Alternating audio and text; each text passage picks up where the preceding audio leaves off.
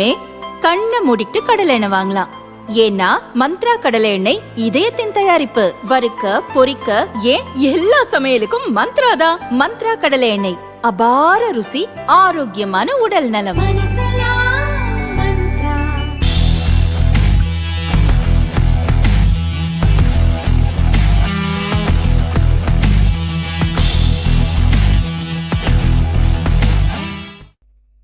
சமூக ஊடகங்கள் தங்கள் தளங்களில் பயனர்களால் வெளியிடப்படும் பதிவுகள் வாயிலாக கிடைக்கும் வருவாயை அதை உருவாக்கியவர்களுடன் நியாயமாக பகிர்ந்து கொள்ளவில்லை என்றால் சட்ட ரீதியான நடவடிக்கைகள் எடுக்கப்படும் என்று தகவல் தொழில்நுட்ப அமைச்சர் அஸ்வினி வைஷ்ணவ் எச்சரித்துள்ளார். டில்லியில் நடந்த நிகழ்ச்சியில் அவர் பேசியதாவது, சமூக ஊடக தளங்கள் பெரிய ஊடகங்கள் மட்டுமின்றி சாதாரண பதிவாளர்களின் ஊடக பணிகள் மற்றும் படைப்புகளின் வாயிலாகவும் கணிசமான வருவாய் ஈட்டுகின்றன.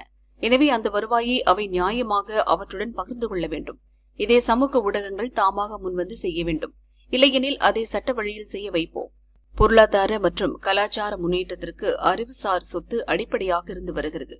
அதை மதித்து நியாயமாக சன்மானம் வழங்காமல் இருந்தால் சமூக வளர்ச்சி, அறிவியல், தொழில்நுட்பம், கலை, இலக்கியம் ஆகியவற்றின் வளர்ச்சி தடைபடும் என்று அவர் கூறினார்.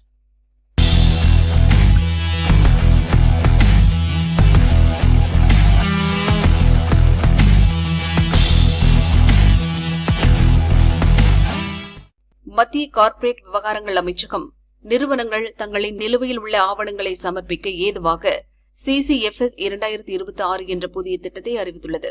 நிறுவனங்கள் விதிமுறைகளை பின்பற்றுவதை எளிதாக்கும் திட்டம் என்று பொருள்படும் இது வரும் ஏப்ரல் 15 முதல் ஜூலை 15 வரை 3 மாதங்களுக்கு செயல்பாட்டில் இருக்கும். ஆண்டு கணக்குகளை தாக்கல் செய்ய தவறிய நிறுவனங்கள் தாங்கள் செலுத்த வேண்டிய அபராத கட்டணத்தில் 10% மட்டும் செலுத்தி நிலுவை ஆவணங்களை தாக்கல் செய்து கொள்ளலாம். நிதிச்சுமையை குறைக்கும் இந்த அறிவிப்பால் சிறு, குறு மற்றும் நடுத்தர நிறுவனங்கள் பெருமளவில் பயனடையும் என தெரிவிக்கப்பட்டுள்ளது. தங்களை செயல்படாத நிறுவனங்கள் என அறிவிக்க விரும்பும் நிறுவனங்கள் அதற்காக வழக்கமான கட்டணத்தில் பாதியை மட்டும் செலுத்தி விண்ணப்பிக்கலாம். அதேபோல நிறுவனத்தின் பதிவை நீக்க அல்லது நிரந்தரமாக மூட நினைப்பவர்கள் விண்ணப்ப தாக்கல் கட்டணத்தில் 25% மட்டும் செலுத்தி விண்ணப்பிக்கலாம்.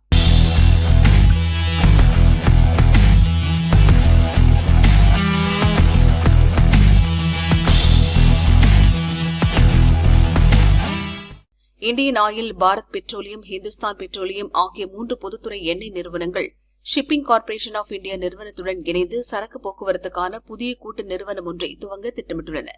வெளிநாட்டு கப்பல்களை சார்ந்திருப்பதை குறிக்கும் நோக்கில் இந்த முயற்சி மேற்கொள்ளப்படுகிறது. கச்சா எண்ணெய் மற்றும் சுத்திகரிக்கப்பட்ட எரிபொருட்களை கொண்டு வருவது மற்றும் கொண்டு செல்வதற்கு சொந்தமாக கப்பல்களை வாங்குவதே இந்த புதிய நிறுவனத்தின் முக்கிய நோக்கம். இதனால் வெளிநாட்டு கப்பல்களை வாடகைக்கு எடுப்பதற்காக இந்தியா ஆண்டுதோறும் செலவிடும் பல லட்சம் கோடி ரூபாயை சேமிக்க முடியும். இந்த கூட்டு நிறுவனத்தின் வாயிலாக பழைய மற்றும் புதிதாக கட்டப்பட்ட கப்பல்களை வாங்க திட்டமிடப்பட்டுள்ளது. ஷிப்பிங் கார்ப்பரேஷன் ஆஃப் இந்தியா இதற்கான தொழில்நுட்ப செயல்பாட்டு மற்றும் ஒழுங்குமுறை உதவிகளை வழங்கும் எனவும் எண்ணெய் நிறுவனங்கள் நீண்டகால ஒப்பந்தங்களை மேற்கொண்டு சரக்கு போக்குவரத்தை உறுதி செய்யும் என்றும் கூறப்படுகிறது.